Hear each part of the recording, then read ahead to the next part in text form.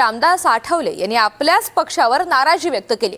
निवडणुका आल्या की सगळे पक्ष सर्व जागा लढण्याच्या तयारीत असतात, परंतु आमच्या पक्षात अजिबात तसं नाही।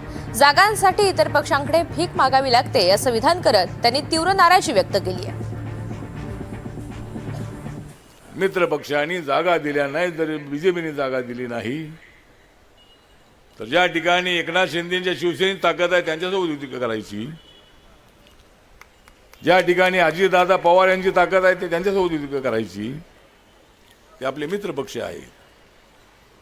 आणि मी जर का कार्यकर्त्यांना सांगितलेलं आहे की आपली युती जी आहे ती आपली युती महायुतीमध्ये असणाऱ्या पक्षांसोबतच झाली पाहिजे।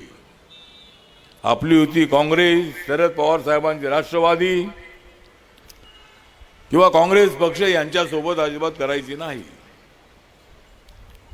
पण काही ठिकाणी दोन्ही राष्ट्रवादीचे गट एकत्र आलेले आहेत, कुठं बीजेपी त्यांच्यासोबत आहे, कुठं कोण कुठं गेलेलं आहे, काय झालेलं आहे अजिबात काय कळायला मार्ग नाही।